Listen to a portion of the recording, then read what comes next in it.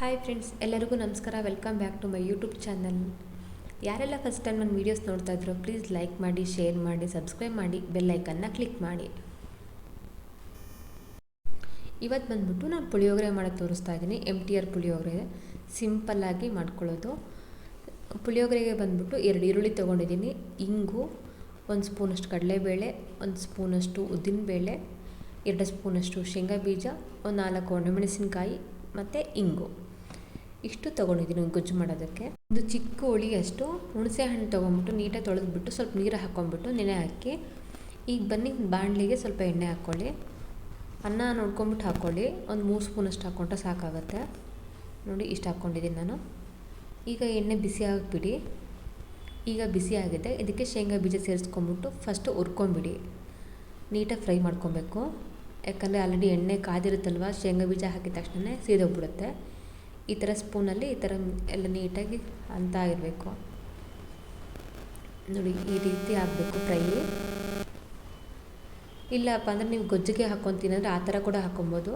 ಈ ಥರ ಮಾಡ್ಕೊಂಬಿಟ್ಟು ಸಪ್ರೇಟಾಗಿ ಎತ್ತಿಟ್ಕೊಂಬಿಟ್ಟು ಅನ್ನ ಎಲ್ಲ ಕಲಸಿದ ಮೇಲೆ ಉದುರಿಸ್ಕೊಂಡ್ರೆ ತುಂಬ ಚೆನ್ನಾಗಿರುತ್ತೆ. ನೋಡಿ, ಈ ಥರ ಮಾಡ್ತಾಯಿದ್ದೀನಲ್ವ.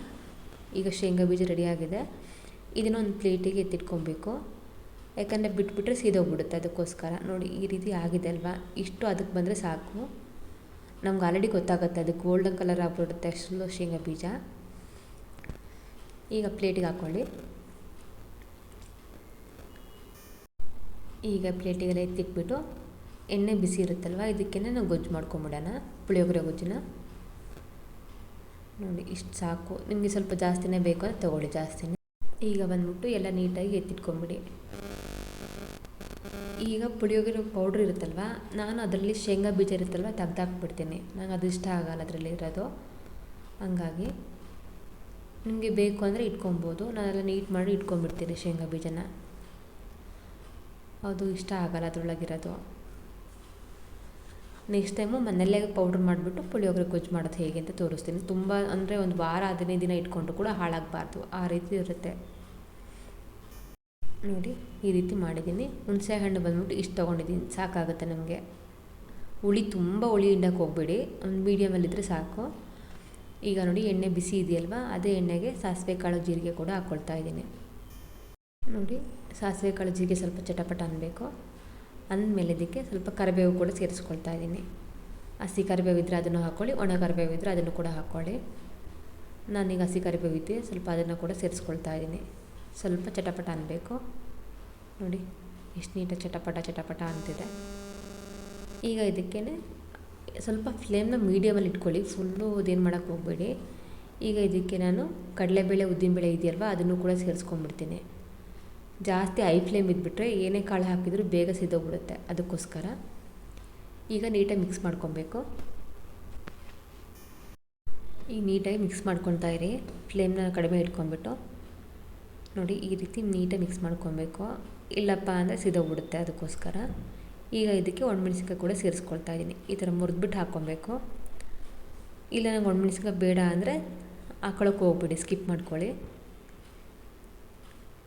ಈಗ ನೋಡಿ, ಈರುಳ್ಳಿ ಕೂಡ ಸೇರಿಸ್ಕೊಳ್ತಾ ಇದ್ದೀನಿ. ಈ ಪುಳಿಯೋಗರೆ ಅನ್ನೋದು ತುಂಬ ಇಷ್ಟ ಎಲ್ಲ ದೇವರಿಗೂ ಕೂಡ ನೈವೇದ್ಯಕ್ಕೆ. ಅದರಲ್ಲಿ ಲಕ್ಷ್ಮಿಗೆ ಮಾತ್ರ ತುಂಬ ಇಷ್ಟವಾದಂತಹ ನೈವೇದ್ಯ ಇದು. ಎಲ್ಲ ಹಬ್ಬಗಳಲ್ಲಿ ಮತ್ತು ದೀಪಾವಳಿ, ವರಮಹಾಲಕ್ಷ್ಮಿ ಟೈಮಲ್ಲಿ ನೈವೇದ್ಯಕ್ಕೆ ಅಂತ ಹೇಳ್ಬಿಟ್ಟು ಪುಳಿಯೋಗರೆ ಮಾಡಿಬಿಟ್ಟು ದೇವ್ರ ಮುಂದೆ ಇಡ್ತಾರೆ. ಈಗ ನೋಡಿ, ಈರುಳ್ಳಿನ ಚೆನ್ನಾಗಿ ಫ್ರೈ ಮಾಡ್ಕೊಳ್ಳಿ. ಈ ರೀತಿ ಅಂದರೆ ಈ ಥರ ಸ್ಲೈಸಿಯಾಗಿ ಕಟ್ ಮಾಡ್ಕೊಬೇಕು. ಉದ್ದುದ್ದು ಕಟ್ ಮಾಡಿಕೊಂಡ್ರೆ ಚೆನ್ನಾಗಿರುತ್ತೆ. ಚಿಕ್ಕದಾಗಿ ಕಟ್ ಮಾಡಿಕೊಂಡು ಅಷ್ಟು ಚೆನ್ನಾಗಿ ಅನಿಸಲ್ಲ ಪುಳಿಯೋಗರೆಗೆ. ಉದ್ದುದ್ದ ಇರಬೇಕು ಈರುಳ್ಳಿ.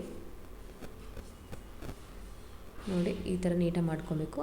ಸ್ವಲ್ಪ ಒಂದು 1/4 ಸ್ಪೂನಷ್ಟು ಉಪ್ಪು ಹಾಕ್ಕೊಳ್ಳಿ. ಯಾಕಂದರೆ ಅನ್ನಕ್ಕೂ ಕೂಡ ಉಪ್ಪು ಹಾಕಿರ್ತೀವಲ್ವ. ಗೊಜ್ಜಿಗೆ ಏನಪ್ಪ ಅಂದರೆ ಈರುಳ್ಳಿಗೆ ಸ್ವಲ್ಪ ನಾವು ತಿನ್ಬೇಕಾದ್ರೆ ಚೆನ್ನಾಗಿ ಹೊಂದಿರಬೇಕು ಅನ್ನೋದಕ್ಕೋಸ್ಕರ ಒಂದು 1/4 ಸ್ಪೂನಷ್ಟು ಹಾಕ್ಕೊಳ್ತಾ ಇದ್ದೀನಿ.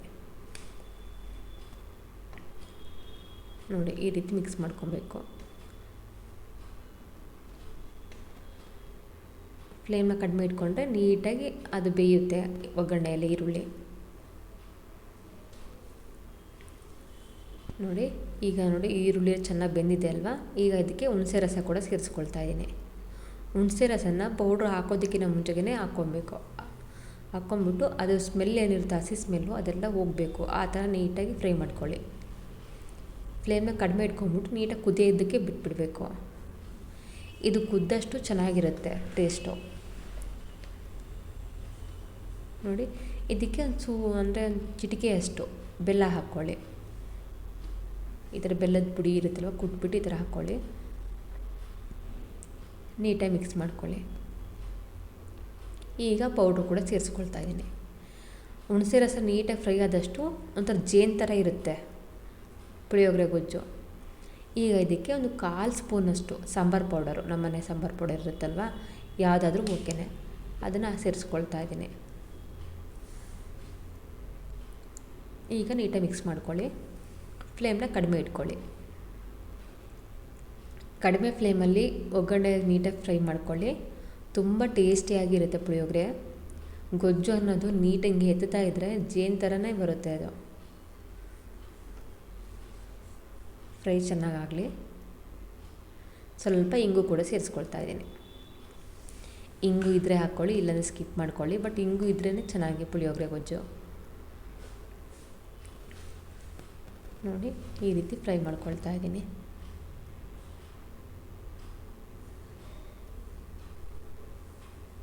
ಈಗ ಫ್ರೈ ಆಗಿದೆ ನೋಡಿ, ಈ ರೀತಿ. ಈ ಹದಕ್ಕಾದರೆ ಸಾಕಾಗುತ್ತೆ.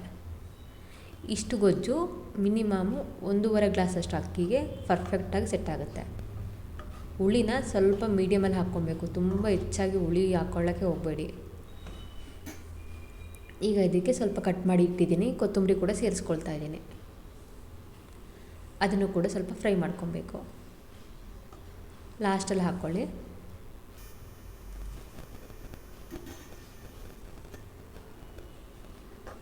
ನೋಡಿ, ಈ ರೀತಿ ನೀಟಾಗಿ ಫ್ರೈ ಮಾಡ್ಕೊಬೇಕು. ಫ್ಲೇಮ್ನ ಕಡಿಮೆ ಇಟ್ಕೊಂಡೇ ಮಾಡ್ಕೊಬೇಕು.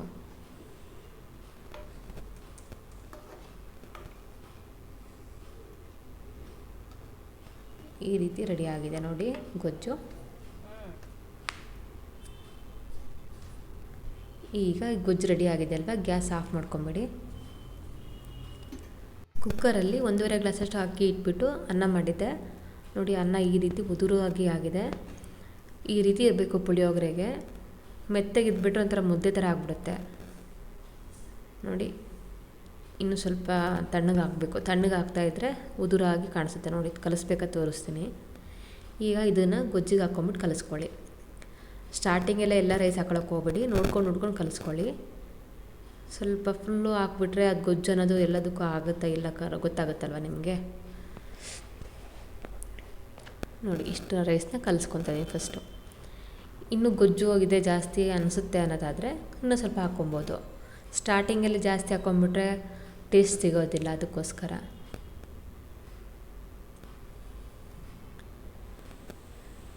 ನೋಡಿ, ಈ ರೀತಿ ಆಗಿದೆ. ತುಂಬ ಪರ್ಫೆಕ್ಟಾಗಿ ಆಗಿದೆ. ನಾಳೆ ವರಮಹಾಲಕ್ಷ್ಮಿ ಇರೋದ್ರಿಂದ ಈ ರೀತಿ ಪುಳಿಯೋಗರೆ ಮಾಡಿಬಿಟ್ಟು ನೀವು ನೈವೇದ್ಯಕ್ಕೆ ಇಡ್ಬೋದು. ತುಂಬ ಇಷ್ಟ ವರಮಹಾಲಕ್ಷ್ಮಿಗೆ. ಸೊ ಹಂಗಾಗಿ ನಾನು ನಿಮಗೆ ತೋರಿಸ್ತಾ ಇದ್ದೀನಿ ಸಿಂಪಲ್ ಆದ ಪುಳಿಯೋಗರೆ. ನೋಡಿ, ಇನ್ನು ಸ್ವಲ್ಪ ಬೇಕಾಗುತ್ತೆ ರೈಸು, ಅದನ್ನು ಕೂಡ ಹಾಕ್ಕೊಳ್ತೀನಿ. ಹಾಕ್ಕೊಂಬಿಟ್ಟು ನೀಟಾಗಿ ಕಲಿಸ್ಕೊಳ್ಳಿ.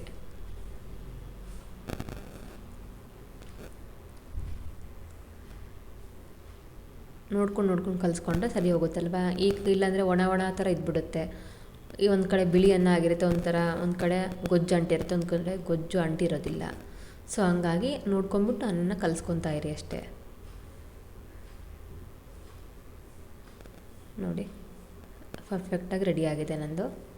ತೋರಿಸ್ತೀನಿ ಪುಳಿಯೋಗರೆ ಯಾವ ಥರ ರೆಡಿ ಆಗಿದೆ ಅಂತ ಹೇಳಿ. ರೆಡಿ ಆಗಿದೆ.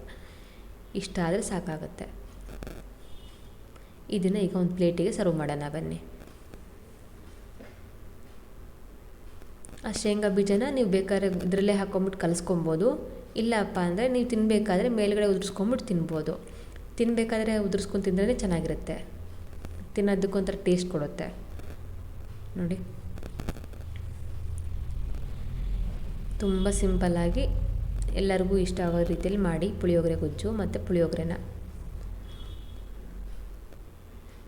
ಯಾರಿಗೆಲ್ಲ ಈ ವಿಡಿಯೋ ಇಷ್ಟ ಆಗಿದೆ ಪ್ಲೀಸ್ ಲೈಕ್ ಮಾಡಿ, ಶೇರ್ ಮಾಡಿ, ಸಬ್ಸ್ಕ್ರೈಬ್ ಮಾಡಿ, ಬೆಲ್ ಐಕನ್ನ ಕ್ಲಿಕ್ ಮಾಡಿ. ನಿಮಗೆ ಬೇಗನೆ ನೋಟಿಫಿಕೇಷನ್ ಬಂದುಬಿಟ್ಟು ನಿಮಗೆ ರೀಚ್ ಆಗುತ್ತೆ. Thank you for watching my videos.